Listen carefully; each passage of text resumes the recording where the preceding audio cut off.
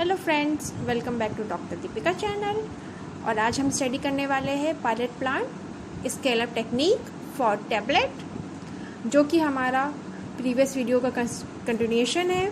उसमें हमने पढ़ा था कि हम टैबलेट को पायलट प्लांट से कैसे हम उसको स्केल अप करते हैं टू लार्ज प्रोडक्शन। और आज हम स्टार्ट करेंगे ड्राइंग से।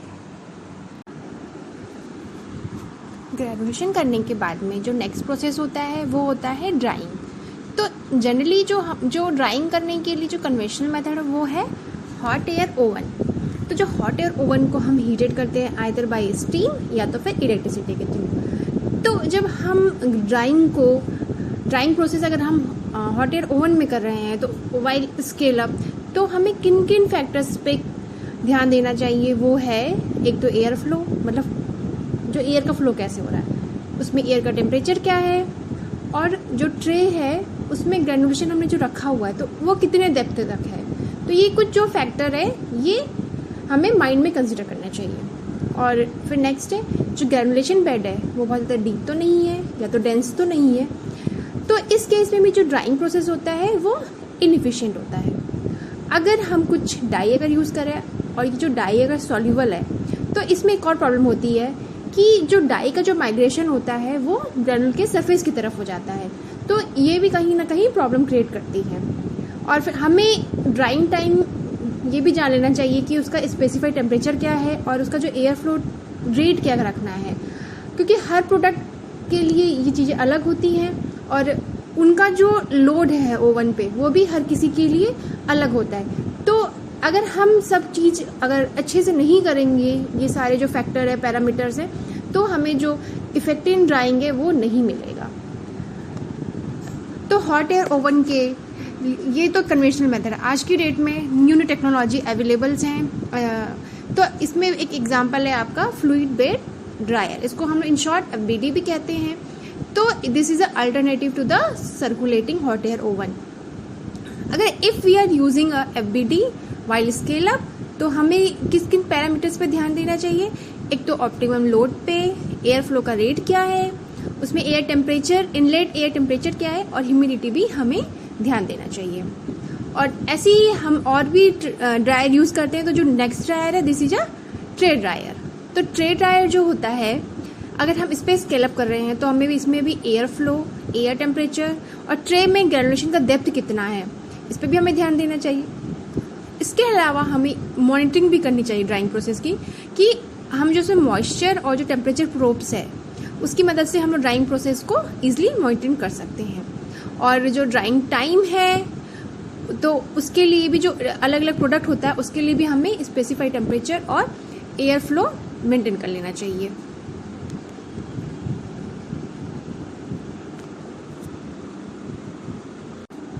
ड्राइंग के बाद जो नेक्स्ट है वो है पार्टिकल साइज रिडक्शन। तो जब हम कंप्रेशन करते हैं टैबलेट की तो हमें कुछ फैक्टर्स माइंड में कंसीडर करना पड़ता है। इसमें ये होता है पहला तो कि पाउडर की फ्लो रेट क्या है, उसकी कंप्रेसिबिलिटी क्या होगी, टैबलेट वेट यूनिफॉर्म है कि नहीं, कंटेंट यूनिफॉर्मिटी है कि नहीं, टैबलेट का हार्डनेस कैसा होगा, और टैबलेट में जो कलर हमने इंट्रोड्यूस किया है तो उसकी भी यूनिफॉर्मिटी अच्छे से है कि नहीं। ये सारे के सारे फैक्टर जो है कंप्रेशन के टाइम पे हमें कंसिडर करना पड़ता है, और ये सारे कहीं ना कहीं साइज रिडक्शन से रिलेटेड होते हैं। तो जो साइज रिडक्शन में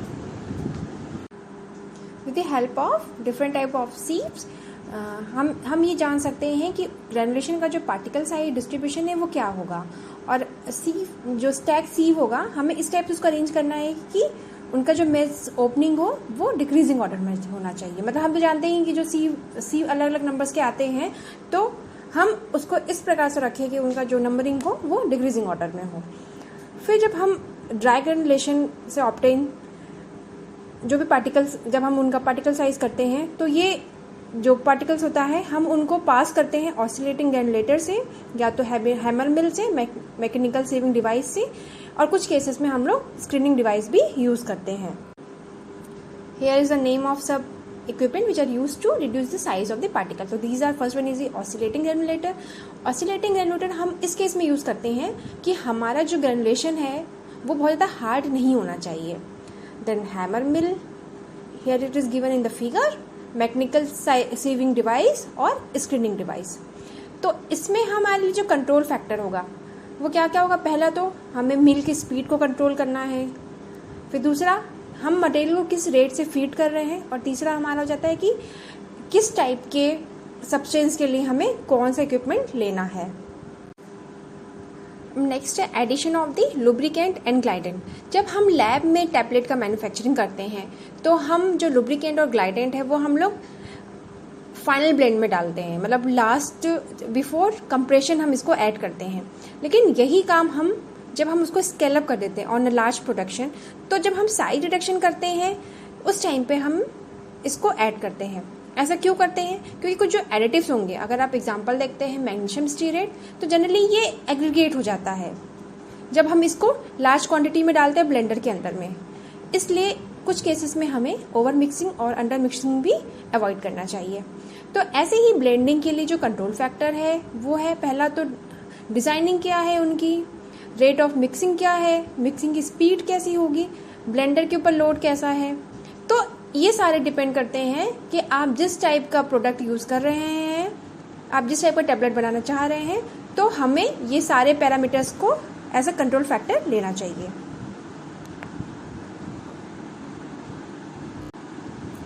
जब अब देखिए कि मटेरियल की कैरेक्टरिस्टिक्स क्या होगी, तो जो मटेरियल कैरेक्टरिस्टिक्स है वो दो चीज़ पे डिपेंड करता है, या तो उनके बीच आपस में मिक्सिंग होगा या तो फिर सेग्रीगेशन होगा।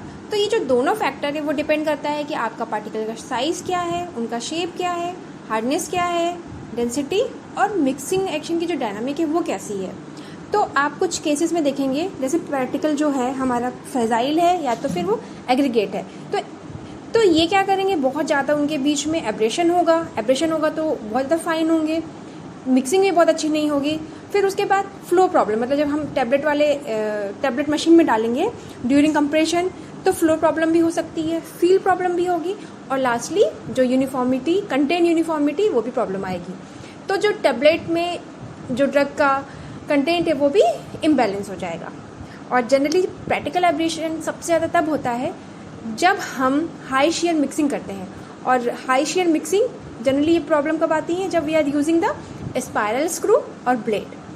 और अगर आप प्रोलॉन्ग मिक्सिंग करना है तो उस केस में टम्बल ब्लेंडर आप यूज़ करिए, तो ये रिजल्ट अच्छा आएगा इससे आपका। Bulk density of raw material ये भी कंसिडर करना चाहिए हमें जब आप ब्लेंडर, और इसके अलावा हमें ये भी सोचना चाहिए कि हम जो इसमें ब्लेंडर लोड दे रहे हैं वो भी ऑप्टिमम होना चाहिए ताकि हमें रिजल्ट अच्छा मिले। एक्सेसिव ग्रेनुलेशन के केस में क्या होता है, अगर हम ग्रेनुलेशन के प्रोसेस बहुत ज़्यादा एक्सीड करते हैं तो उसमें भी कंटेंट यूनिफॉर्मिटी की प्रॉब्लम आती है, लुब्रिकेशन भी अच्छे से नहीं होता है, और जो कलर यूनिफॉर्मिटी है वो भी इम्प्रॉपर होती है।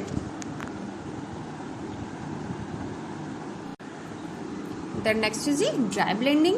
तो डिफरेंट टाइप्स ऑफ ब्लेंडर हम लोग यूज़ करते हैं ब्लेंडिंग में। This are the V blender, double cone blender, ribbon blender, slant cone blender, bin blender, और beating, vertical and horizontal high intensity mixer. अब ब्लेंडिंग ऑपरेशन में, ये जो ब्लेंडिंग ऑपरेशन जब हम लोग यूज़ करते हैं डायरेक्ट कंसेप्चुअल मटेरियल के लिए, तो हमें क्या क्या फैक्टर कंसिडर करना चाहिए। पहला तो ये होता है कि आप जो कॉन्स्टिट्यूएंट्स है आपके पास या जो इंग्रेडिएंट है, आप उनको ब्लेंडर में किस ऑर्डर में आप उसको डाल रहे हैं। फिर मिक्सिंग की स्पीड में हम लोग क्या कंसिडर करेंगे, planetary type mixer, tumbling mixer, cone type mixer हम क्या यूज़ कर रहे हैं। फिर उसके बाद है मिक्सिंग टाइम। मिक्सिंग टाइम में ये आपके फिनिश मटेरियल की कंप्रेसिबिलिटी को भी अफेक्ट करता है। और इसके अलावा ये होता है कि मिक्सर के साथ में आप कौन सा ऑक्सिलरी डिस्पर्शन इक्विपमेंट यूज़ कर रहे हैं। तो अगर सपोज हम लोग यूज़ कर रहे हैं चॉपर सेल, अगर हम यूज़ करते हैं ट्विन सेल मिक्सर के साथ में, तो हमें इसको भी कंसिडर करना चाहिए। फिर उसके बाद है मिक्सिंग एक्शन। तो मिक्सर का जो मैकेनिकल वर्क है वो कैसा हो रहा है, ब्लेंडर का जो लोड है उस पर भी हमें ध्यान देना चाहिए, और साथ में जो उनका वॉल्यूम है वो भी, वर्किंग वॉल्यूम है वो भी ऑप्टिमम होना चाहिए, और जो वर्किंग रेंज है वो भी नॉर्मल होना चाहिए। तब हमें जो ब्लेंडिंग है वो अच्छे से अवेलेबल होगा। What is a direct compression. तो डायरेक्ट कंप्रेशन में हम क्या करते हैं, we are don't preparing any types of granules, just we are doing in the wet granulation और ड्राई ग्रैनुलेशन में। इसमें हम क्या करते हैं, जो भी आपके पास एडिटिव्स हैं और जो आपके पास ड्रग्स हैं, हम इसको एक साथ मिक्स कर देते हैं और सिंपली ड्रग को कंप्रेस कर देते हैं ताकि you will get the tablet directly. इसमें हम पाउडर के साथ कोई भी ट्रीटमेंट नहीं करते हैं, जैसे कि हम वेट और ड्राई ग्रेनुलेशन में करते हैं. डायरेक्ट कंप्रेशन अगर देखेंगे तो ये बहुत ही एडवांस टेक्नोलॉजी है टैबलेट को प्रिपेयर करने के लिए. इसमें सिंपली हम एक ब्लेंडिंग और कंप्रेशन करते हैं एक्सिपिएंट्स के साथ में, और इकोनॉमिक भी है क्योंकि इसमें जो अदर जो फैक्टर है वो कंसिडर नहीं किया जाता है. जस्ट लाइक लो, मतलब लेबर कॉस्ट भी आपकी बहुत लो होगी, और मशीन्स जो इक्विपमेंट है वो भी बहुत लेस यूज़ होगा. और दूसरी बात, जो हीट और मॉइस्चर सेंसिटिव एपीआई होता है ये उसके लिए भी सूटेबल होता है. लेकिन कुछ केसेस में हम लोग, जैसे कुछ ड्रग्स हैं जो हाई और जो वेरी लो और जो वेरी हाई डोज ड्रग होते हैं, उनके लिए ये जो डायरेक्ट कंप्रेशन है वो सूटेबल नहीं होता है. Here is a figure given which explain the what are the different manufacturing step involved in the direct compression of the tablet. तो पहले आप देखेंगे, हम ड्रग और एक्सिपिएंट लेते हैं, उनको अच्छे से मिक्स करते हैं, फिर उसके बाद हम उनकी ड्राइंग ऑफ द मटेरियल, फिर उसको हम मिलिंग के लिए मिलिंग में भेजते हैं. मिलिंग मतलब उसका पार्टिकल साइज को हम रिड्यूस करते हैं. मिलिंग करने के बाद हम उसको ब्लेंडर में भेज रहे हैं ताकि उनका प्रॉपर मिक्सिंग हो. मिक्सिंग के बाद हम उसको टेबलेटिंग पंचिंग मशीन में भेजते हैं, जहाँ पे कंप्रेस होकर टैबलेट एजुकुलेट होता है, इरेक्ट होता है. और यहाँ पे आपका गिवन है कि what are the different step wise process for the direct compression. अब डायरेक्ट कंप्रेशन में जो कंट्रोल फैक्टर है वो है, पहला तो होता है पार्टिकल का कैरेक्टरिस्टिक्स, मिक्सिंग एंड सेग्रीगेशन. तो इसमें भी हम लोग साइज़ के ऊपर में साइज डिस्ट्रीब्यूशन, उनका शेप क्या है और स्टैटिक चार्ज क्या है उनमें, इस पर भी हम कंसिडर करते हैं. ब्लेंडर का लोड कैसा है, उनकी जो मिक्सिंग स्पीड है वो ऑप्टिमम है कि नहीं है, ब्लेंडिंग टाइम कैसा है, और lastly process and the validation of its performance, उसको भी हमें ऑप्टिमाइज करना चाहिए. फिर उसके बाद है एस्पेक्ट फॉर ऑप्टिमाइजेशन. तो इस ऑप्टिमाइजेशन आप कैसे करेंगे उसमें, तो आपको ये देखना पड़ता है कि जो हम ब्लेंडर में जो हम इंग्रेडिएंट ऐड कर रहे हैं तो उनका ऑर्डर क्या है, सीक्वेंस क्या है, मिक्सिंग की स्पीड, ये भी आप देखेंगे कई बार चेंजेस होती रहती हैं. मिक्सिंग टाइम, अगर आप बहुत ज़्यादा एक्सेसिव मिक्सिंग कर रहे हैं तो भी ये क्या करता है, एक्सिपिएंट्स को वो फ्रैक्चर कर सकता है और कंप्रेसिबिलिटी को भी वो ख़राब कर सकता है.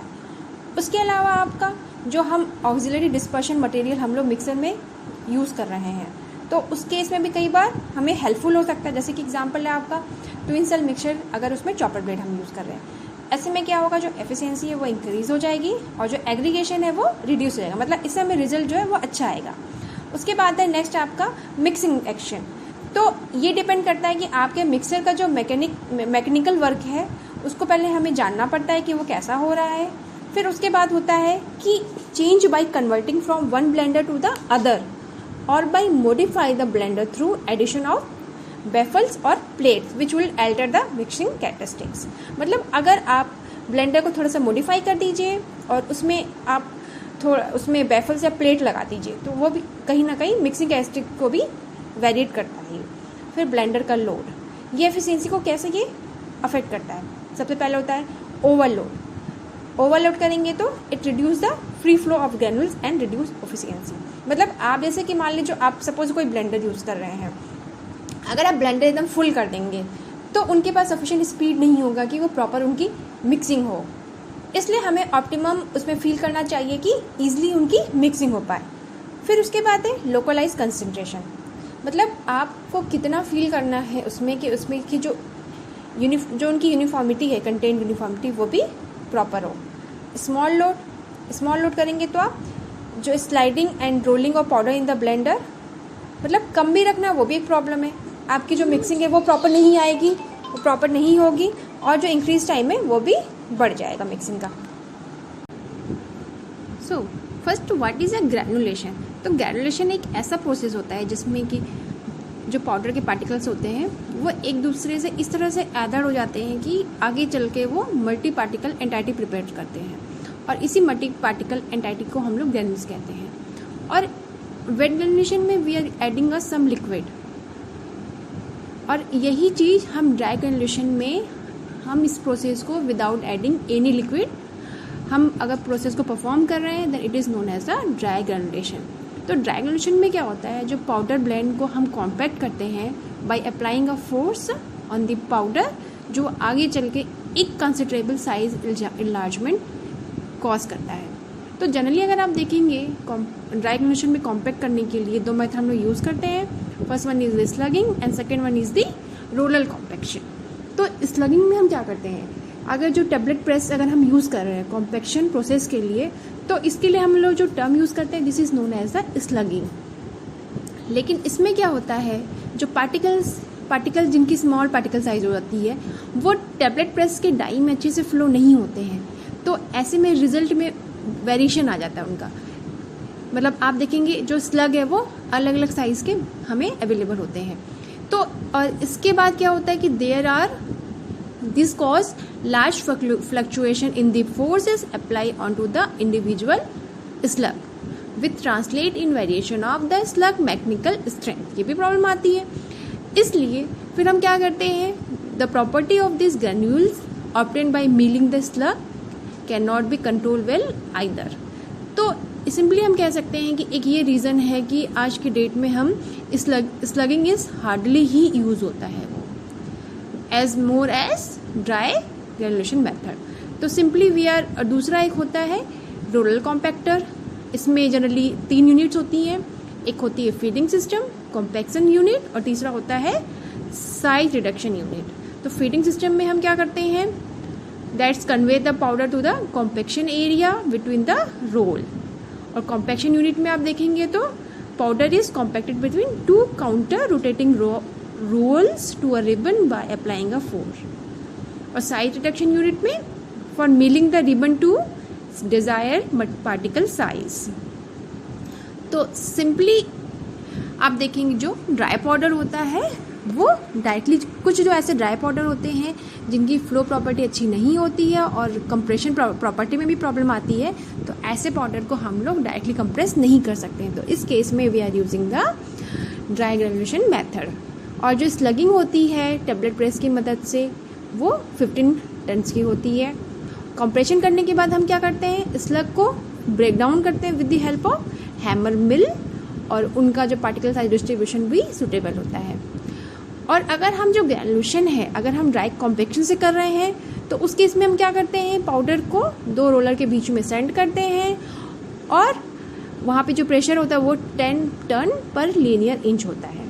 लेकिन कुछ केसेस में क्या होता है कि जो पाउडर जिनकी डेंसिटी लो होती है हम उसको रोलर कॉम्पैक्शन की मदद से हम उसको ड्राई ग्रेनुलेशन करते हैं, ताकि हमें जो मतलब फाइनल जो रिजल्ट हमें मिले वो बल्क डेंसिटी उनकी सफिशिएंट होगी, वो ईजिली वो कॉम्पैक्ट हो जाए और इनकैप्सुलेट हो सके। एग्जाम्पल है आपका डेंसिफिकेशन ऑफ एल्यूमिनियम हाइड्रोक्साइड। यहाँ पे स्लगिंग ऑपरेशन के लिए एक डायग्राम दिया हुआ है, आप देख सकते हैं कि how it's work. Then last one is the granulation handling and feed system. अब लास्टली जब ग्रेनुलेशन का प्रोसेस ओवर हो जाता है तो हमें जो फाइनल रिजल्ट मिलता है, मतलब it's known as a finished granules, तो उसको अगर हमें हैंडलिंग करनी है कंप्रेशन एरिया में तो आइदर हम उसको हैंड स्कूपिंग से करते हैं, मतलब जब आप इसको लैब में सेटअप करते हैं, और लार्ज स्केल पे we are using a some sophisticated automated handling system which is attach with a vacuum और मैकेनिकल सिस्टम। और दूसरा ये होता है कि हमें मटेरियल की जो फ्लो प्रॉपर्टी है, मतलब कुछ जो प्रॉपर्टीज है like size and size distribution और जो फ्लो प्रॉपर्टी है ये भी टेबलेट की प्रॉपर्टी को अफेक्ट करता है। इसलिए हमें जो हम ग्रैन्यूल्स प्रिपेयर कर रहे हैं वो बहुत ही बेस्ट होना चाहिए कि ताकि जो हमें रिजल्ट आए वो उसमें कोई भी कंटेंट यूनिफॉर्मिटी या वेट वेरिएशन, थिकनेस, हार्डनेस ये प्रॉब्लम नहीं आनी चाहिए, क्योंकि जो भी चीज़ जो फाइनल जो रिजल्ट है कंप्रेशन का वो डिपेंड करता है आपके ग्रैनुलेशन के ऊपर में ही। क्योंकि ग्रैनुलेशन के टाइम पे भी हमने देखा होगा आपने प्रीवियस स्लाइड में भी कि हम जैसे ब्लेंडिंग का जो लोड है, मिक्सिंग का जो टाइम है वो सब ऑप्टिमम है कि नहीं है, यही सब रिजल्ट जो है टेबलेट कंप्रेशन को अफेक्ट करता है। और लास्टली है आपका क्लीनिंग। अगर आपकी जो क्लीनिंग है वो भी प्रॉपर नहीं होगी मटेरियल हैंडलिंग के टाइम पे तो ये भी आपके टेबलेट कंप्रेशन को अफेक्ट करता है। इसलिए जो इफेक्टिव क्लीनिंग है उस केस में हम लोग जो सोफिस्टिकेटेड मटेरियल हैंडलिंग सिस्टम है उसमें हम कुछ long length transfer tube, walls, vacuums and pneumatic pump भी हम उसमें यूज़ करते हैं। Thanks for watching this video. अगर आपको ये वीडियो पसंद आया देन सब्सक्राइब माई चैनल।